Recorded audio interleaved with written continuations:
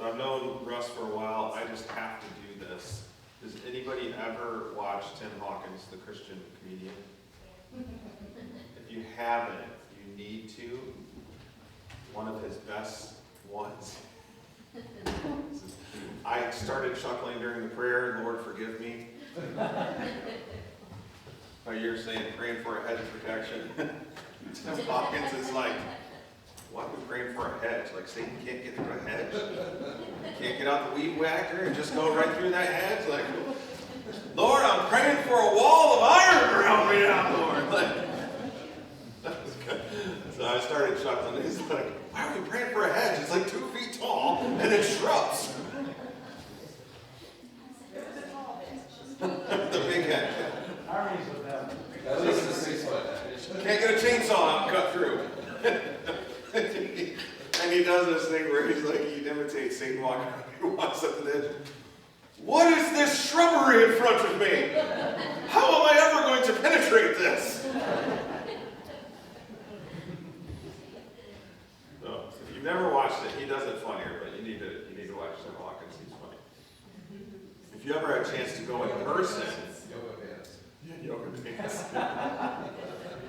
Yoga pants. Or Chick-fil-A. See, you guys are all missing out. You have no idea what he sang a song. We got TVs. Chick-fil-A. You know, Chick-fil-A is always closed on Sundays. Yeah. And the song is, Chick-fil-A, what a dirty, rotten trick to play. I'm trying to come on Sunday. All right. So, this particular one was a lot of research. And I think I really only scratched the surface on it. And I've been working on it for the last 3 weeks. So when we think back, so I was thinking like, okay, we've been doing this since September of 2024. We started our Sunday evening current events. We've covered a lot in almost 2 years. And the Lord is never short of giving us current events things to look at. And so you can feel free to go back over our YouTube channel. And if there's anything tonight, I was going to say this, anything tonight that you hear me say and you aren't sure of, the live stream was working, so it will be on the channel. And I am also recording it, so I'll also be posting an edited version this week as well. So if you missed something, don't worry about it. You can go back, watch it later, rewind it a bunch. You can watch a bunch of times, because the more people that watch it, the more it gets spread. Okay? So, you know, if you're on YouTube ever, you know, click that like and subscribe button. Right? So you can watch a lot of those past things we've looked at least the ones that YouTube didn't shut down because they got mad at me. So we've talked about voting, Israel, replacement theology, Islam, New Testament Christianity, New Thought, and a whole lot more over almost 2 years. And each one was really tied to one of two things: a current event going on in the world or a current event going on in the church. By church, we mean either nationwide or global. And this time we focus on something that is affecting both the country and it's moving into the church. And I believe it is an evil that the devil is using to try to lead a lot of Christians, and in particular young men, down a very spiritual dark hole. The thing is called the woke right. Have you ever heard of the woke right before? Okay. Have you heard of the woke left? All right. We'll talk about that a little bit too. But what was really interesting as I got into this, and I'm going to point it out several times, there's this weird circle where the woke right and the woke left actually overlap. And you go, huh, they're kind of the same thing. So I'm going to try to explain what it is, why it's a cancer in our country and in Christianity. There'll be a little bit of scripture stuff at the end, but really this one was focused on information, right? For you to have knowledge going forth. Like we talked about this morning, it's very important to be able to find sound doctrine, sound teaching that stays true to the Bible, what's really being said. And so the woke right is very dangerous in how it is trying to confuse people. So if you want to write this down so you can go look at it yourself, one of my sources that I used, do you guys remember our talk on New Thought? And I said the author of that book called Happy Lies was Melissa Doherty. Okay, she has a YouTube channel, so it was on her YouTube channel, and it was the title of her video, and this is my heads up, okay, it's like 3.5 hours long. So, alright, so here's the name of the video is The Conspiracy Mind Virus That Explains Everything. Right, the Conspiracy Mind Virus That Explains Everything. His guest on there is a guy that I then went to some of his stuff to look at, some of his resources. His name is Will Spencer, and he runs a website blog that is titled Christ Over All. And in it, he had an article that really went crazy with millions and millions of people reading it. And his article was called The Dangerous Secret Your Young Men Are Keeping. Neo-Nazi Thought Has Entered the Church. Right, so that's by Will Spencer. And then the third main source I looked at was a guy named Seth Dillon. You may not know who he is, but you probably know what he does. If you've ever read any of the satire from the Babylon Bee, Seth Dillon is the founder and editor of the Babylon Bee. If you don't know what the Babylon Bee is, you need to find it, because it's pretty funny. They do Christian satire for modern news stories and stuff. He wrote an article called The Foolishness of No Enemies to the Right. Right, so that was Seth Dillon. And if you were to go into Google and look up the woke right, you would find on the first couple of pages of your research that almost every single article or news story about it is done in the last 18 months.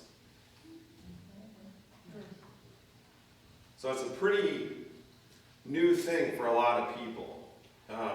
Because it factored in, I've also been working through this book called Nazi Ecology, which the author, Mark Musser, goes into really dealing with refuting what much of the woke right tries to say about Hitler and the Nazis. Okay, so we're going to start with the woke left.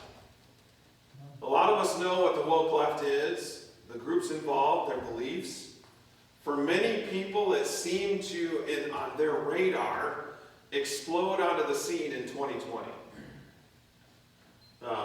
But it has been around for over a century.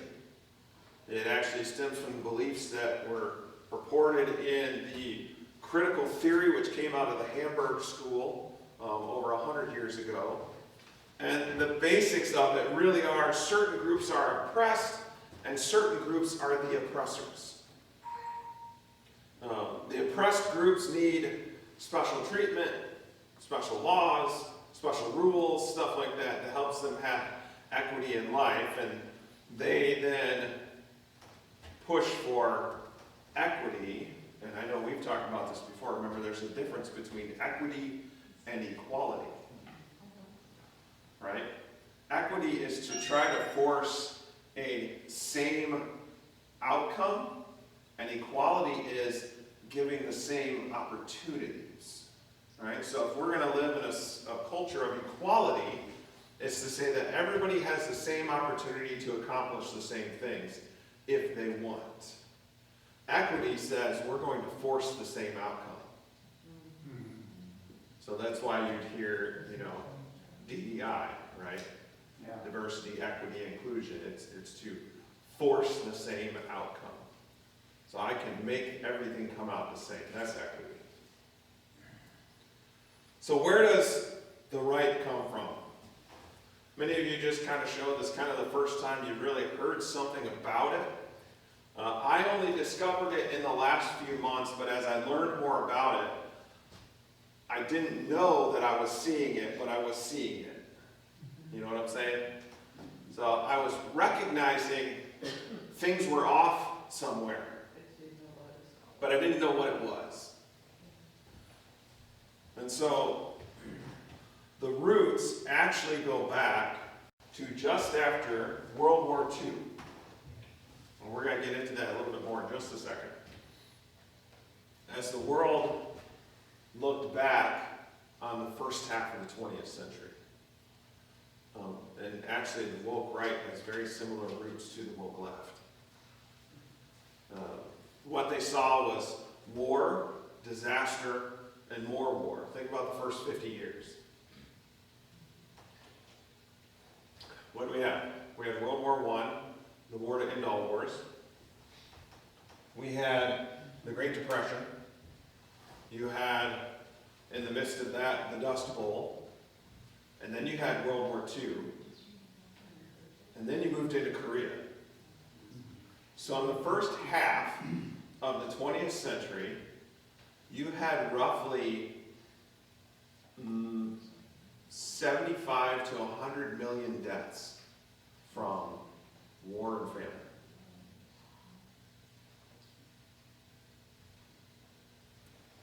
And so the woke right really gained steam in the last 30 years.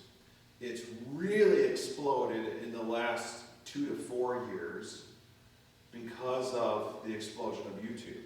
So many people have gone to YouTube to watch things now, and it's given a lot of people a lot of different platforms that they wouldn't have normally had. And COVID was really a trigger to this explosion. In particular because men found that they couldn't trust people they always thought they could trust. Look at the reaction by many towards people who were questioning whether they should get the vaccine. So you had men who went, people who were on my side, or I thought were on my side, are now telling me because I don't want to get this shot, I'm supposed to go to jail? Or they hope I go off and die? Go back and look at the social media posts about people. They wanted you to die if you didn't take the shot. Or wear a mask. Yeah. I mean, the anger, I remember sitting in, I don't know, Rite Aid or something, and the lady didn't have a mask on, and the lady behind her just went off on her, just screaming at her. I got yelled at a funeral as I was preaching that I just wanted to kill people in the room because I wasn't wearing a mask. You try to preach with a mask on your face. And I was like this far from everybody, and that was what, and so a lot of men, in particular young men, saw people I thought I could trust, families that turned on each other over things like this. And so it really was that initial strike of fire that started this. And the relevance to us has come into view because there are some big names that have moved into this space, and they're trying to convert a lot of other people to come along with them. So what do they believe? All right, we're going to start with something that's called the post-World War II consensus. This goes back to what I was talking about, that devastation that was from the first half of the 20th century. With that, you had counter values start to develop. So a lot of people have looked back and said, how did the greatest generation end up with the boomer generation that became a bunch of hippies? That actually starts with the idea of the post-World War II consensus. It was the idea that there was this saying of never again. Now, we oftentimes have associated that with the Holocaust. But this was a much broader statement. And it led to the belief that everything that came before needed to be undone and destroyed. Patriarchy, the nuclear family, Christianity, anything that could be tied to the leadership of the first half of the 20th century needed to be cast aside and destroyed, because those old gods had led us to what? 100 million deaths. There has to be a better way. And so you had this idea of the post-World War II consensus, and this leads to the start of the modern left. It also leads to the start of the modern right. This is where, in the 50s, you actually got the initial move from nationalism to globalism. The idea that we would become one people throughout the entire world. That was part of the thought behind the United Nations, was to eventually create one world order. We would all function. The ultimate goal of the United Nations was to become the government of the world. And that by bringing all the nations together, they would eventually all go, yeah, you know what, we should all just come under the umbrella of this one group. And they should take care of everything for us and govern all of us. Now, the last 20 years in particular brings it in because of what some scholars have called the overreach of the left. So the left really, in the last decade plus, has gotten very aggressive. Think about what men have been told, right? They've been told, if you have any sort of masculinity in you, what are you? You're toxic. Toxic masculinity. Don't try to be a man, you're going to be toxic. Sit down and shut up. You're saying anything. You don't have, especially if you're a Christian white male, you need to sit down and shut up. You had extreme feminism. I'm going to bash it a little bit because this was, did any of you ever watch the movie G.I. Jane? Okay. What was that pushing? Feminism, right? That she could go in and do everything the men could do in special operations. No offense, women, you cannot do what a 6'3" man can do who trains constantly. You're not going to carry a 75-pound rock for a dozen miles, conduct it, multiple hours long combat, and then hike yourself back out, and possibly be hiking yourself back out with another 200-pound man on your shoulder. It's not going to happen. It's not derogatory towards women. How many of you would want to do that? No.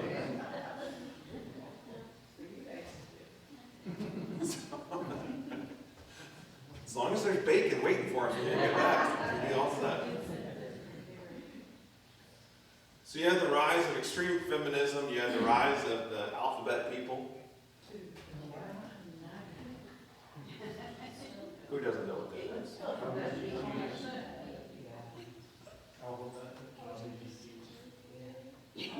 And then you had the idea that no one could voice any opposition. You could not speak out a different opinion.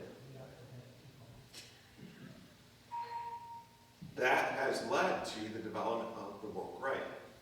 Melissa Doherty said to really get a basic understanding of the woke right, think of an inversion of the woke left. So think of everything the woke left believes and go completely 180 degrees to the opposite side. That will give you an idea. So, matriarchal versus patriarchal. Right? Total opposite sides. But here's where we start seeing this. All I kept picturing was this circle. They started the same at the post-World War II consensus. And when you get down to their basic premise of what they have, they end up at the same place. If you listen to a speaker for woke right, we'll get to some of who they are in just a minute. They use the same structure, oppressor, oppressed. They're just saying now that I am a Christian white male, and so I'm oppressed, and I'm being oppressed by the woke left and the feminists and the alphabet people and all that. But they're using the same thing, oppressor, oppressed. Now there's one key that you have to get. So if this is the key you got to understand to know where the woke right is on everything. Because this is the baseline. And so in all my research, this was a constant baseline of the beliefs of the woke right. Jews are to blame for everything. Jews are blamed for everything. That is the baseline for the woke right. They start there and then build all their beliefs from that. So their worldview really goes all the way back to Israel and the Jews. Guess who the woke left don't like? The Jews in Israel. Are you seeing the circle that I was like, as I'm doing this, I'm going, they kind of start the same, they kind of finish the same. And they just end up on these opposite sides of what they're saying they're standing for, but really, they're the same. It's this weird circle. So who are they? The true woke right are neo-Nazis. That's who the true woke right are. They're neo-Nazis who claim through revisionist history that the Nazis were misrepresented by the Jews after the war. And that the Nazis were actually a Christian group who were trying to save the faith. Hitler was a Christian prince. So this is where this comes in right here. So it's a little bit academic, but he was writing basically, it wasn't necessarily writing in response to it, but he gets into what is the real beliefs of the Nazis. Well, that's what they believe, but. Well, the Nazis didn't actually. The Nazis were. Doesn't mean it's going to be real. No, the Nazis were actually pagans who were environmentalists. That's the ecology part. So the Nazis were actually environmentalists. Everything was about the environment. So why they burn all those bodies and all that nasty stuff in Ashland in the air? They were having to get rid of it because they had, and I'm not kidding, I'm reading this in here, one of the main reasons that the bodies went to the incinerators was that there was concern that the buried bodies were infiltrating and infecting the water source for their gardens and their crops. Oh, okay. So they had to exhume the bodies and burn them. So the woke right believes that the Nazis were actually Christians. They were trying to save the faith, and Hitler was a misunderstood, misrepresented prince of the Christian faith. They also believe that the Holocaust is overblown and even fake. They think it was created by the Jews for cover so that the Jews could take over everything over the last 75 years. They really do believe there's this grand scheme of Jews that are running the world behind the scene. Now, they in particular target younger men. Right? They've been the ones that have really, you think about a 25-year-old man today, what has he been taught since he was itty-bitty? Basically, don't be a man. You want to wonder why men are thinking, I need to change to a woman? Because they've been told there's no difference. You can be either, and you don't want to be a man, because then you're toxic. And so they're targeting younger men, and they're teaching them that they need to focus on physical, financial, and sexual conquests. No families, no marriage, no kids. It's all about your own pleasure. You deserve this. It's all about you. And they're also Christian nationalists. Now, when you dive into this, there's actually two different definitions of Christian nationalism. there's one that I'm guessing actually quite a few people in here would fall under. And you're like, am I a Christian nationalist? I'm getting there, don't worry. Okay. The first group are the people that believe we should use constitutional processes to promote biblical morals and stances while we focus on sharing the gospel through our lives and through our word, and support the freedom of people to choose their life and their eternity. We will work through how our government and culture and country is set up to try to have Christian morals be lived out and portrayed and actually dominate our culture. But we're not going to force anyone to do it. What's the word for that? What's a definite word that covers that, the government controlling how you do things? Socialism. Yeah, okay. So that's one definition of Christian nationalism. That's the one I say that a lot of people in here probably fall into. How many of us wouldn't love to see Christian morals be the thing that guides the culture? Yeah. Like Houston, way back. You know? But you do it through normal participation in the government, through voting, through trying to preach the gospel, through trying to reach people for Christ, right? You guys all know Dr. David when he comes in and preaches for me. And he says constantly, you know, we sit here and fight the abortion and all that stuff, but it's really never going to change until there's a heart change in people. It's true. Everything. Everything. So we actually can't legislate morality. So that would be Christian nationalism. I love my country, right? I love how we are. I do absolutely believe that outside of God's chosen people, we're the greatest nation in the world. And we're the greatest nation that's ever existed in the world. So I am a Christian nationalist from that definition. But then there's another definition of Christian nationalism. This is the one that your MSNBC is going to throw in. Okay? And this is where your woke right come in. They believe that there is a need for a Christian dictator that would force the support and implementation of biblical morals on all of the nation, regardless of other people's beliefs, and that you should suspend or get rid of anything in the Constitution that would hinder those actions. You should use the courts or any means necessary to accomplish that goal. So that's the other Christian nationalist definition. That would be the woke right. That's where they fall in. Then we come to the final thing that they kind of believe in, and I kind of mentioned it before. It's called no enemies to the right. This is really a political strategy that you can't call anyone on the right, no matter where you would be on that spectrum, an enemy. But what they're really trying to do is copy the left. Has anybody ever noticed that if you listen to all of your CNN, ABC, CBS, MSNBC, Chuck Schumer, they all have the exact same talking points. They do.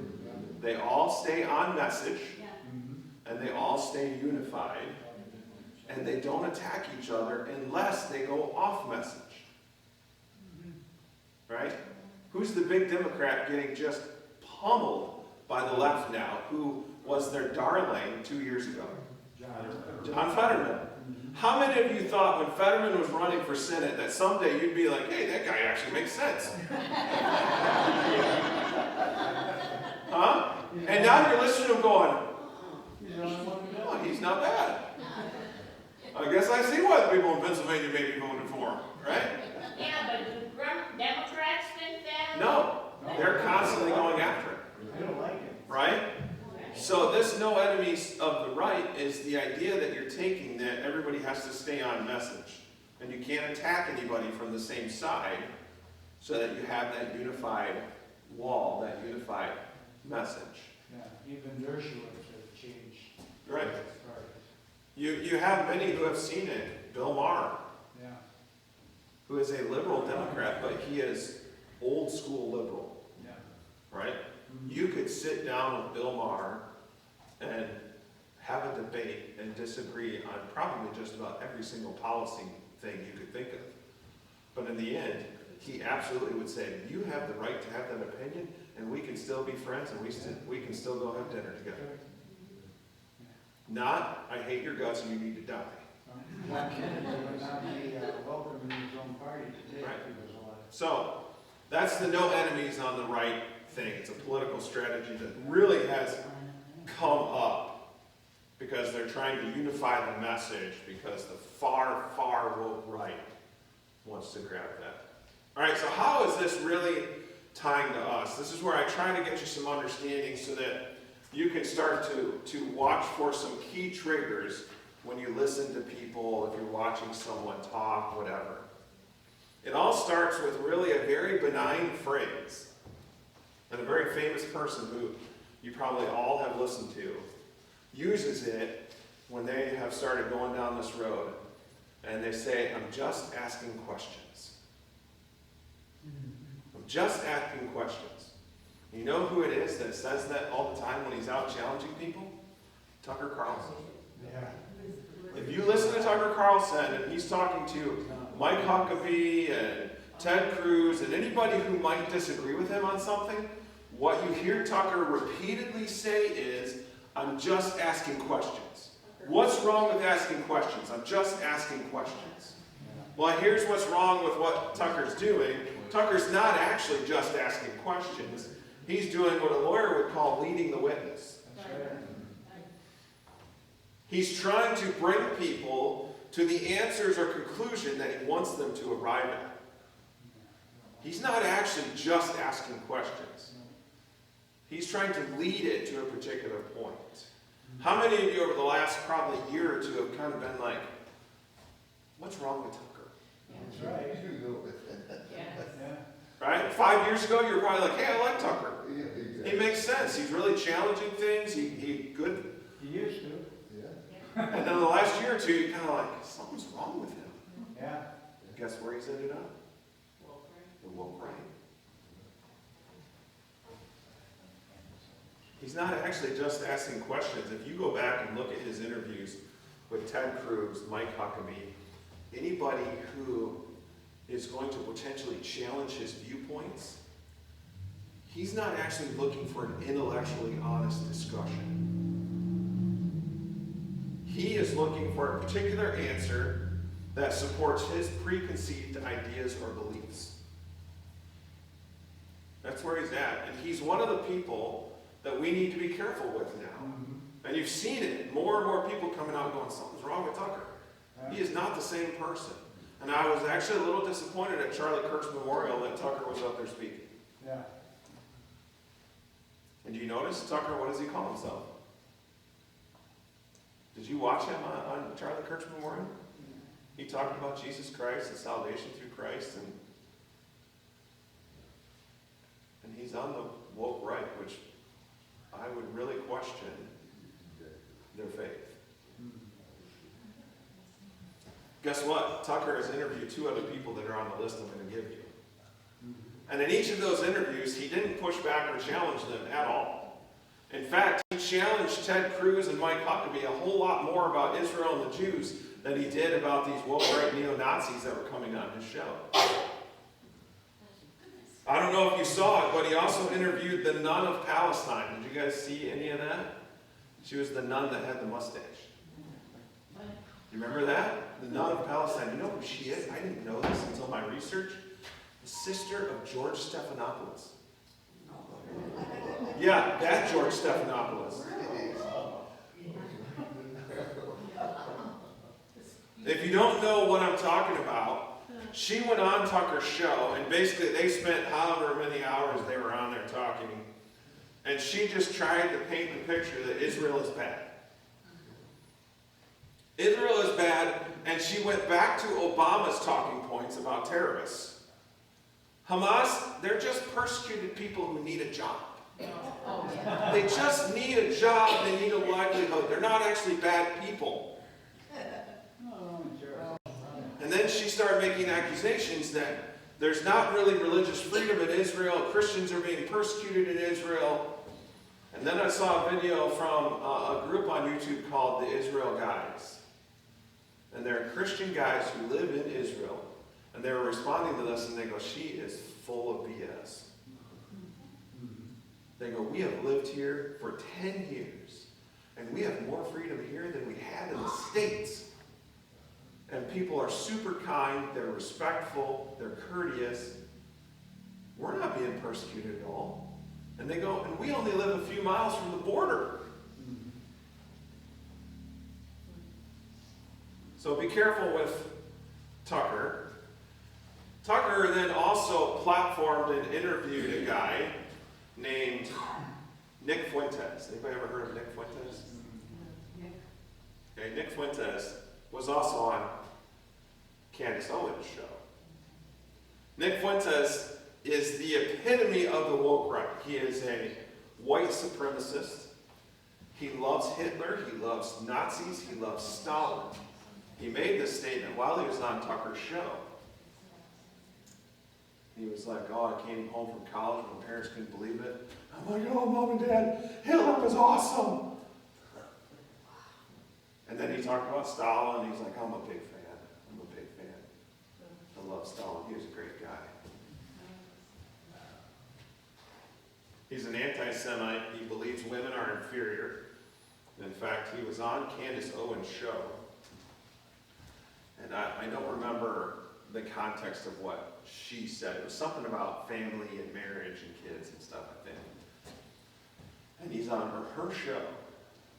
And he goes, you don't have any right to talk to me. You're a woman and you're black. You can't speak to me and tell me what I should be thinking or doing or tell me how I should be doing my life. If you don't know Candace Owens as a black woman. So he believes women are inferior. There are some really disgusting videos of him talking about women and calling them pea brains, and they shouldn't vote because they're women because they don't know anything. He's the mouthpiece for the woke right now. Tucker had him on his show. Guess what? Tucker never challenged him on anything. Never questioned him. Never said, really? Are you sure you want to say that? Nothing. He says that the Holocaust didn't really happen. He tells Jews that they need to be careful because when the woke right get in power, that it's going to be worse than it was before. And he says he's a Christian. Then you come to another guy called Andrew Tate. He's kind of old news. Okay? Andrew Tate was an MMA fighter, and he has all these same beliefs. He ran a cam girl business out of Romania. If you don't know what cam girl is, it's like OnlyFans. You can like pay to watch girls. And so all the girls were from Romania. So he ran this business. He also ran a gambling empire. From what I've found out, he became a hundreds of millionaire guy doing this. He's now been indicted for human trafficking.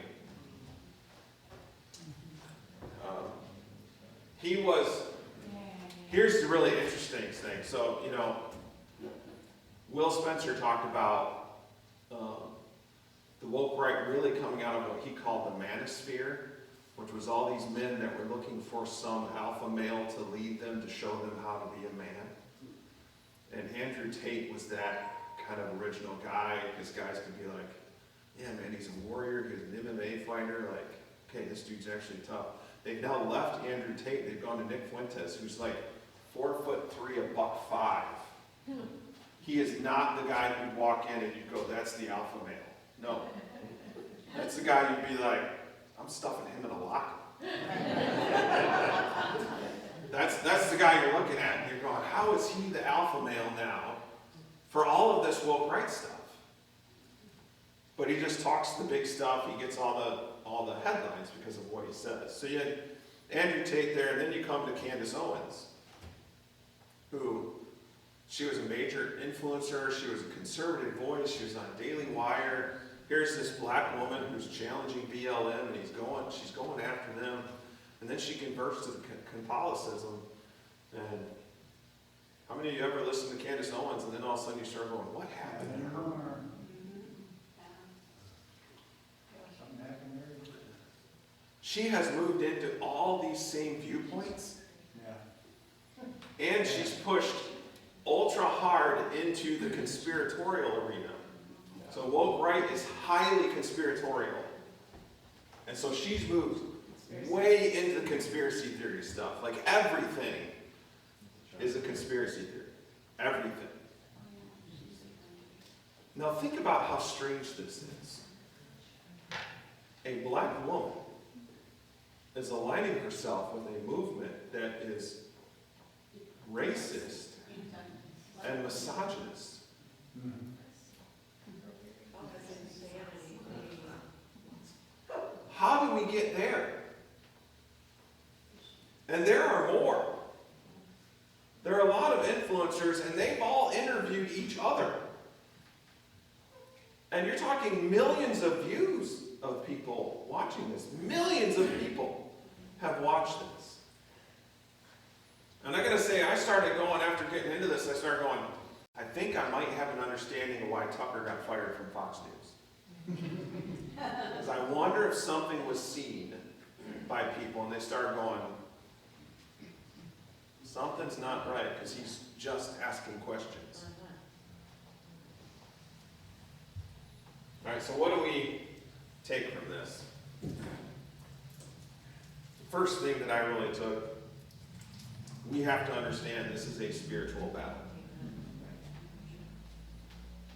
We know that you can go all the way back to Genesis chapter 3 and see that the devil has tried to destroy the Jews, God's chosen people, from the garden.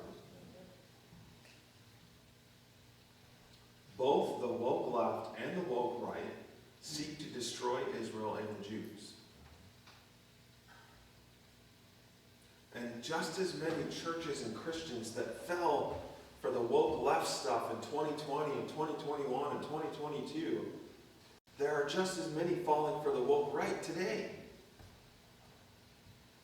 If you look at it as a spiritual battle, the enemy is trying to perform a pincer movement on the church. They're attacking from both sides. It's the same viewpoints. Remember the circle? Same start, same finish. But they're coming in from both sides on the church. It's a spiritual battle. And we've got to understand that supernatural evil forces despise God, they despise His law, and they despise His people. Paul says that spirits drive false teachings in a coordinated way. You can read this in Acts chapter 19, Galatians chapter 4, Colossians chapter 2, Ephesians chapter 2. He even says in 2 Corinthians 4 that Satan can blind believers to not see the truth. It is all truly out to take down Christianity, to take down the true followers of Christ, and to try to defeat God's plans for the world. Satan still believes somehow he might be able to pull off the upset and win.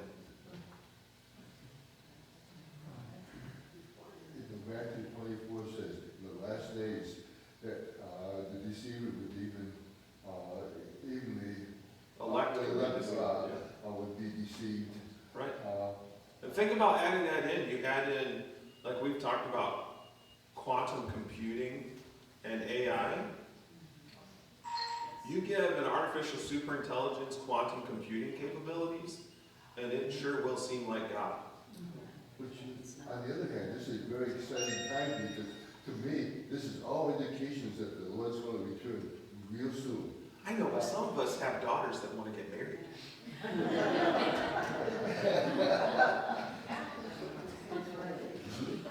we'll give it a I mean, give me a little, Lord, let me have at least 1 or 2 grandkids, okay? Just a little bit. And then they won't watch grandkids and stuff, right? So I think it's really important that we work to maintain a proper biblical worldview. Something that forms and guides all that we do, all that we say, and all that we think in our lives and about the world. The Bible should guide every part of our life. That's a biblical worldview. Joel Rosenberg says we need to see everything through that third lens of Scripture, that last lens, right? You're going to see it through your culture, you're going to see it through your family, but you need to see it through the biblical lens. What does the Bible say about what's going on? Everything throughout history focuses on Jesus the Christ. Who he is, what he did, and that he's coming back. Everything in the Bible points to him so that we can find our salvation through the Jewish Messiah. The enemy wants to destroy the Jews because if he destroys the Jews, then he stops God's plans. And in 10,000 years, he hasn't been able to destroy the Jews yet. And so we've got to strive to stand strong in the truth of God's word. We need to know what his word says. By knowing his word, we will have discernment and wisdom when we see false teachings. We need to love him with all that we have. And I know we've talked about it, like all of us fail every day at loving him with all that we have. Because that means down to every cell of my body. And I still have selfish cells in my body. And so we strive to love him with all that we have. We strive to love others as we love ourselves. And we strive to make disciples. Matthew 28, 19 and 20. Right? Go and make disciples. And we don't have to fear anything because Jesus finished that by saying, I will be with you to the end of the age. The end of the age is the end of time. The end of time is when he returns. You can believe him. I've seen it in my own life. It's a trial of some kind, and if I call on his name, he helps me with that situation. He's there every morning for me. It's just that He will always he be would be there. like that more than ever. He says he's never going to leave you. He's never going to walk away. When you feel like he walked away, he didn't move, you did. Yeah, that's exactly right, yeah. And so you've got to get back to him. So hopefully tonight was informational for you. You learned some things. Maybe I depressed you a little. I don't know. If I had to be depressed for 3 weeks, you guys can take that a little bit. Right? So, if you like academic reading, I would encourage you to pick up this book, Nazi Ecology, if you want to understand a little more about what the Nazis actually believed. And so, it's a good book. Remember, it's Will Spencer, Melissa Doherty, Seth Dillon. I got a question. Yeah. So you're saying then, if I hear you right, maybe, that the new woke right is trying to get a dictator? They would seek to have a dictator to force the changes for biblical morals in the United States. Yeah. They want Trump to actually become a dictator. So I was wondering if that's where they were headed. Yeah, Both sides want the same thing. that's where they're going. Just like the woke left would love to have, just like that irony, you know, King Charles got up and they all stand and applaud the king, the no kings people. Right. Yeah. Give a standing ovation to the king. But that's So- a front, right? It's just a front so that we'll accept what they are trying to push. Yeah, That's what I wanted to, yeah, they're just trying to pull as many as they can. They're trying to pull it fast. And it's really the enemy trying to divide the church and divide its people. And so we gotta stay strong on that.